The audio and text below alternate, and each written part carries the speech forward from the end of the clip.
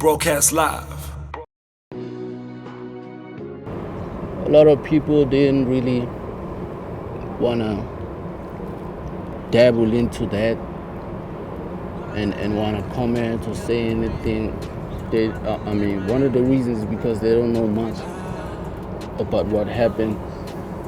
And also, I also didn't want to be vocal about the accident because I knew exactly how people would interpret that. People would. I know for a fact that there wasn't any sympathy that was on account, regardless. Who came to check you in hospital? My wife, my producer Ruff, Java, Saudi.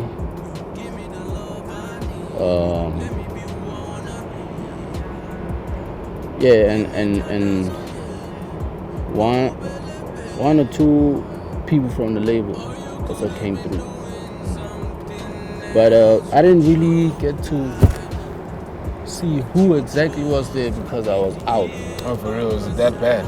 Well, it wasn't that bad because here I am. Yeah. But at some point, I was just out. Yeah.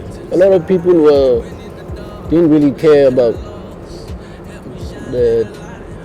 if I was damaged physically. People were worried about the car and what amount of trouble I would be in if the car was written off or if the law was involved. And I'm asking myself, why are people so much worried about this vehicle?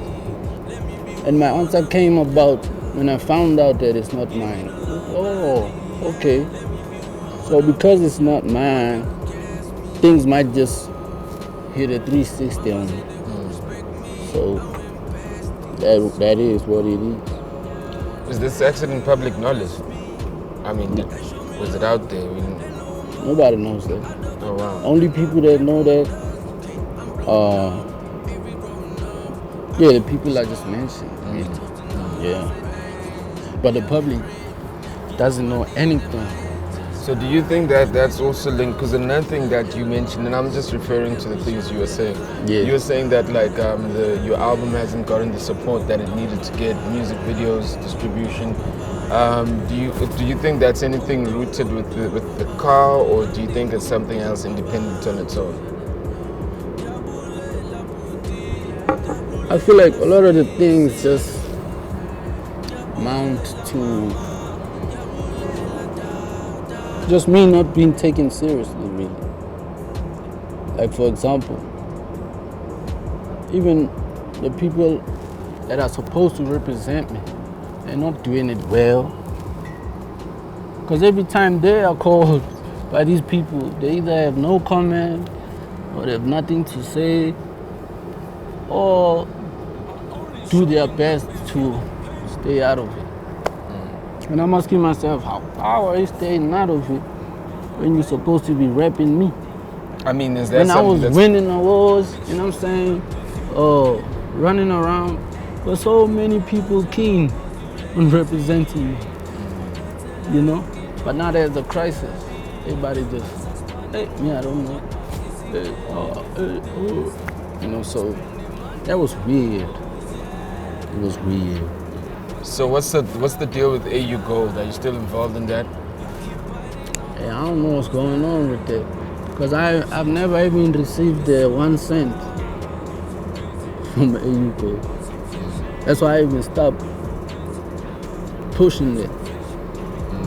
I'm not talking about it, I'm not posting it, none of that. All these years, you know? So I don't know nothing about that. So I don't even know if I'm really what they say I am within that umbrella. You know? Yeah. Well, weren't you? Did they say you a partner, right? Okay. Okay. Yeah. They said I was a partner and I was supposed to get some papers for me to sign, and you know, never really came through. So let me unbundle it. I think you're still empty. First, Yeah. you're still empty. You're the hustler, right? My thing is that like you can get in studio right now and make joints, and put that stuff out, and press reset. I mean, since you have, everyone talks in the industry. It is what it is. Since you were tweeting, I mean, I know people from labels that call me and go, yo, would Emtee be keen? Or is this something that like, why can we get, people are interested in you. I mean, you, I don't think the word is, you're just not active. You know what I mean? You're just not active. You're just not, and your spirit, because everything starts from here, right? True. Your spirit is not in a place where where it can actually like create the abundance of the positivity that normally comes out on Emtee when empty spirit is. Yeah. So what you're going through the hardship of lessons, right? That anyway it was gonna happen. Life is shy. Yeah. Shy so. It's about how quick you wake up and go, but I'm still the hustler. For sure. It's about how quick. I can tell you right now, you can say you're looking for support here, but the problem is that you only looked here. You never looked there. And when you look there, you're expecting something else. But you can call and make a call and go, this is it. I think that like you can literally go do a label deal with the label, even if so, and learn it's not like it's the best deal. The point is that you can still sit inside a label and learn. So once you're ready to kind of step out of it, you can go, okay, I can step out of it. It's 2 to 3 years you're in there. You have that clout. You know what I mean? So I think that right now, I think you are going through, you're disheartened. I'm getting a feeling that like you feel betrayed. But this is life. No one owes you jack. For sure. You know what I mean? Okay. I've always had the opinion that like I'll never come in between. Here's my saying, as from back in the day when people would talk about labels and say 999 this, Kalawa this, with this artist, I said, bro, I wasn't there when that guy was signing that deal. Snoop Dogg just did a song and with like saying, y'all saying everything about Suge Knight, but this guy helped me. Even I had my issues with him. But when I was in that place, he saved me. Yes, he fucked up later on, but I got out. The point is that it doesn't change whatever the label has done for you. But it's about how quick you wake up and say, okay, now it's time for me to take care of let me get over the betrayal. For sure. Do you know what I mean? Yeah. You've been with your woman for how many years? Almost 10. You're used to loyalty. So betrayal hits you even harder. Because you're used to loyalty. You know what I mean? You've been hanging with Southeast Java for how many years? Hey, my brothers. Hey, it's been a while. You're used to loyalty. It's going to hit you harder. And it's going to hit you so hard that it will make you fall if you actually allow it to hit you hard. You understand? So right now, I think you're carrying too much of the betrayal. You got to look at what the label did, which was like, at the time though, no one was checking for me when I had nothing. They got me here. I need it now. I see that like it's not moving forward. Let me unbundle it. Do you know what I mean? Yeah, that's where I'm at mentally, And I feel like I'm glad I had to go through this, because now I'm focusing more on the business, Hence I was also saying when you asked me about ATM, me at this moment learning about the law of music, learning about the music business, is to also help me with my labels, with my artists and stuff like that. So yeah, man, I'm definitely, as much as it's been a rough ride, it's bittersweet because I'm learning at the same time, and I think I'm slowly but surely getting over the the hurt, the betrayal, this, that, and the third. And as I said, this is the first opportunity or interview I'm getting to speak about this. So I think after this I'll feel way, way, way better. The creation of music never really stopped. Whatever I'm going through, whatever I went through, I could be sad or whatever, angry, but I'll still stand in that booth and try and make a song. Why? Because the only thing you can control is the inner. Yeah. You can't control what comes out. So what you gotta do right now is prepare yourself for what's gonna come out. But you gotta literally make peace. All the time I've spoken to you, all the time you've spoken to me, I think that the difference with everyone else is that you've never wanted to blast the label. No. You've never wanted to let anyone else blast the label also, even on your behalf. You know what I mean? Yeah. You're a loyal cat. You've constantly always said, and besides loyal, you know what the label did. Because everyone that's trying to come and hit the label right now, I wasn't checking for you when the label picked you up. True. I know I couldn't do what the label did for you. Yeah. So I'm always cognizant of, I got this though from it. So even though I'm unhappy, it don't mean that they never actually, there wasn't any positivity from it. Yeah. Because without the label, we wouldn't be sitting here, right? True. I was mad at them, still going to their studio every night and meeting the people there. They know I'm mad. They surprised. Oh, he's here. So when I walk into a room, the energy is different because people are surprised how still recording. This nigga should be somewhere thinking suicide or something like that. So for me, I've never really wanted to blast anybody, really.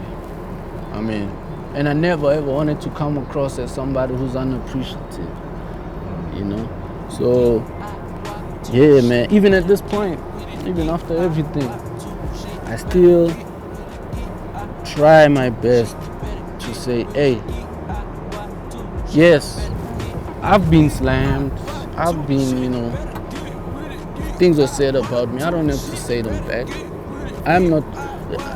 When certain things are written, I don't go back to that same paper and say, hey, listen to me now. This is my story now. I feel like things will at a later stage unveil themselves. And that's the best truth, really. Not the one where I'm forcing now. Yo, please listen to me. No, this is not true. Blase. No. People will see, they'll know, as time goes on, as long as I'm breathing and I'm still alive, the world will keep spinning. Music will keep, being made. So here's a question that I want to ask, because it seems like Emtee's in studio every day, right? Making the music 1, 2, 3, 4. You choose your best songs. These are my songs. This is my new shit. What's stopping Emtee from going out there and going, let me go shop for a new relationship for my music to take my career to the next place? What's in the way? Because it seems like it could be that simple. What's in the way of it being that simple? Well, you're not wrong there. It really is that simple. And I always told people, I'm one person who, I don't believe in my own hype. When I'm on live, when I'm on IG live, people always ask me, play your music, sing along to your music. My thing is I'm not my own hype man like that, Yes, the music is out there. I'm gonna post once or twice, hey guys, please download, listen, share, blah. But now I'm in your face like that, So, as I said, I wanna earn things in life, Yes, I can ask for help. Yes, I can, ask for advice, this, that, and the third. And I'm one person who likes to take their time with things, really. For example, even with the drop of Roll Up, people don't know that we dropped Roll Up officially 4 times before it could be what people call the national anthem. It was dropped 4 times. Twice with my own label, once with a joint venture, And the last one was with the label when things just started booming, And as you said,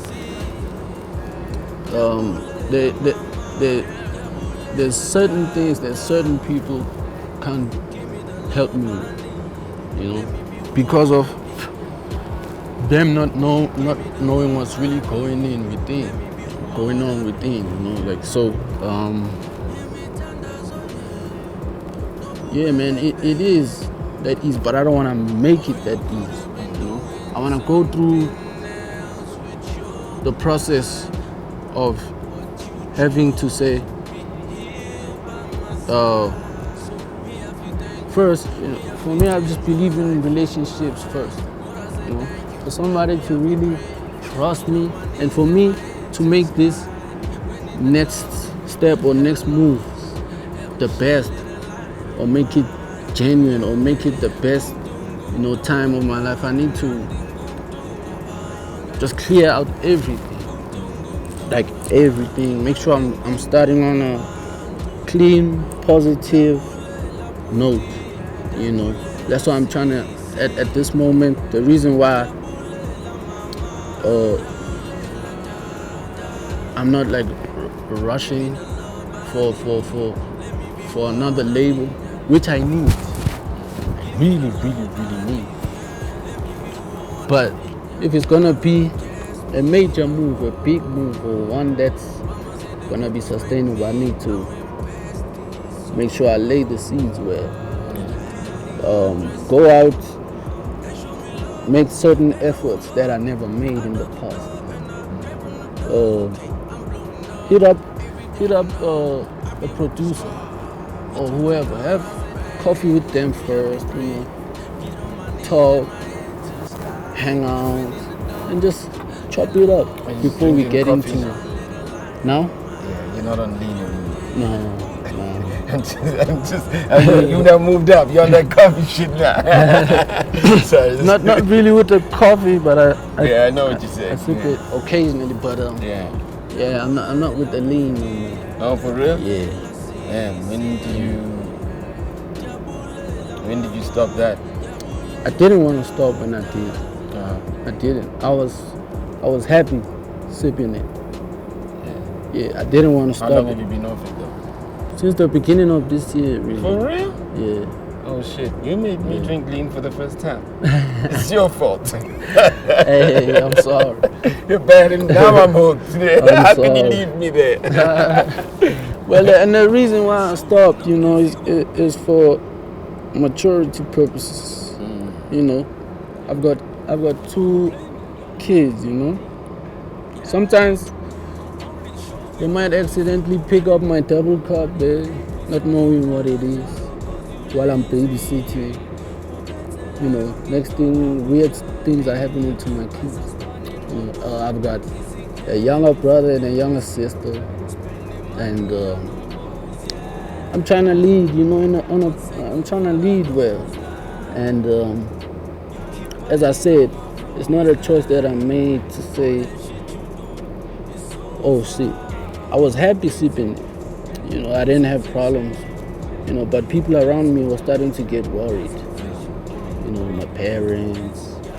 And when people talk about lean, and when lean is associated with Emtee, it's no longer just a drink, it's a drug now.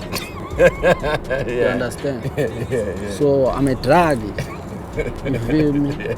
So I had to just, stop it and prove to myself that I can avoid certain things. Because number one, I don't drink alcohol, never have. So for me, it's like, if I could stay away from that, I can do the same with this. As much as I love it, as much as I'm proud of it and stuff like that, I just had to let it go. Just for clarity and also to wrap up, the fact that you are saying you're looking for a label, can we assume that like your deal with Indigenous is over? Yeah, it is. If it's not, somebody must prove me otherwise. Okay. Yeah. Okay. So here's my thing though, and I mean, I want to close it up this way. I appreciate firstly, your openness, and thanks for reaching out to us. You're always out here. But as a man, I wanna just say that like you had a thing that you did every day casually, recreational. You stopped it. You were struggling trying to get out in the streets. You connected the dots, connected with Ambitious. You made it something. You're going through something right now, and you're coming out, and you're going. I'm fixing myself. It takes a lot. Yeah. It takes a lot. Yeah. While you're fixing yourself, you're also going through what you're going through with the label, and you're going, you know what, I'm down, or the papers, and you're going, you know what, I'm down, but I'm a person too. I got a family, I got kids, I got to lead. Your mind is literally like now, you're becoming a man now. You're becoming a man. You've been a boy. Yeah. You've been a boy from the first day I met you. You were a boy. Yeah. Okay. You're becoming a man now. And the transition of being a man is not going to be easy. It's going to be painful.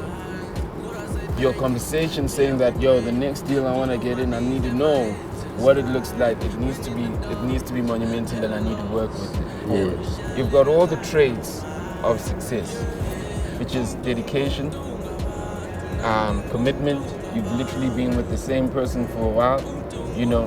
You've stayed with your kids. Yes, sir. You don't want any handouts. You can see your mistakes.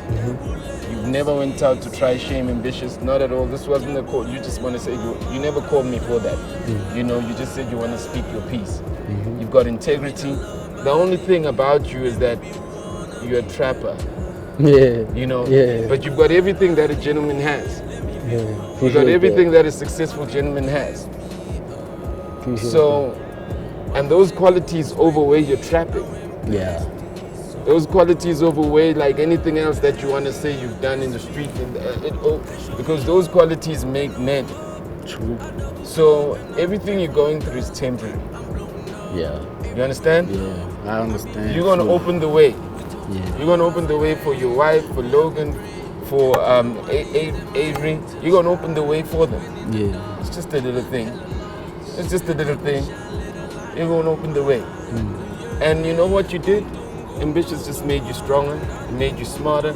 They put you in the game so you can. It's like they took you to boarding school so you can get into the world and become a man. And you know that. That's why you never actually in your subconscious. You don't know why you don't put them down, but that's because they made you a man. And if you were a helpless kid, you could have blamed and said, but you said, nah. I see where they came though. I'ma turn it around. Because when I was walking in my 10s, when you were with Saudi and Java, when y'all were walking in these streets, just to get that opportunity that Ambitious gave you was a big dream. Yep. Definitely was. So you got all the qualities, bro. Thank you. This is just the dip. It's gonna clear up. And I know I've had a call with guys who've called me and said, yo, I know they're waiting for you. They're waiting for you. So you got to work on the inner and clean up the inner. And that's exactly what you said. You said, I'm not going to go out there until I've worked on this. The problem is not the label. It's not, they're not all, I'm done. Yeah. And they know we're done. I still go to this. You say, everything's good. But now I'm working on the inner. And I've done that. I've dropped the lean at the, come on, man. Come on, man. You are self-rehabilitating. But because people don't know that's what you're doing in the background. You know what I mean? Yeah. Hey, it's crazy. It's crazy. Then the next step is going to literally now work on how you start communicating with people in those spaces also. That's going to be your next step, because you're defensive right now. But you're going to get to a point where you don't need to worry about those because you know what you're working. You know where the corners are. So I'm happy. Same here. Same here. I'm happy. You're not gonna be a story of age. You're literally gonna create the dream now. Yeah. And you said you're driving an Uber. You've been standing with your cars and all the car you thought was your car. You've been standing and all, but you coming here and you're saying, with no shame, I'm here. I don't have a car. Yeah. It takes a lot to literally even say that. Yeah. You niggas that always trying to, And you the hustler. Mm-hmm. And you're gonna be alright. That's doesn't get realer than that, man. Yeah, You're gonna be alright. I believe so. The world had to hit you like this for you to actually, because if the world never hit you like this, you're gonna be a fuckboy forever. Yeah, true. And I think your kids deserve more. Yep, my point exactly. My point exactly. It's the hustler, y'all. It's the re-up. It's the real re-up. It's the re-up. Yes, sir. No cap. Yo, Yeah. show man, much love, man. Appreciate you, OG. You know? Yeah. The hustler. Shout out to Saudi, they're my little brother. Yeah, man. We're coming back with some other things. Man. Yeah, I spoke to him too, you know? Yeah. We met up, exchanged numbers, you know, Yeah. said he needed to catch up. I never reminded him the day when he was looking at me like he wanted to stab me in Zone 6. But I said, when you're good with me, I'm ready to be good with you. So we exchanged, we had a little chat, you know. Yeah. And I think I like where his mind is at also, you know. So, y'all becoming men now. Yeah. Yeah? For real. Yo, it's a real thing, man. We're looking forward to seeing how ATM pops and Emtee. I know there's a deal that's gonna come through that's gonna be proper for you, and then you're gonna start getting into these brands because you're gonna work on your etiquette on social media. So you're not busy with them soon, because now when you put up Emtee, they're like, I Emtee was toga. You know what I mean? Then you start working on your social etiquette. Then you know. Come on, step by step. But you gotta take care of the man first, and that's what you're doing. Step. Yo, it's the re-up. You never knew what you meant when you said that. I did. No, well, like you never knew you were real. That wasn't the re-up there. You know? Yeah, I feel you. You know what I mean? This is the re-up. Yeah, this is it, bro. Yo, shout out, yo. We got the homie Emtee. Thank you for this conversation. And thank you for this opportunity. Straight up. Yes, sir. Nice one.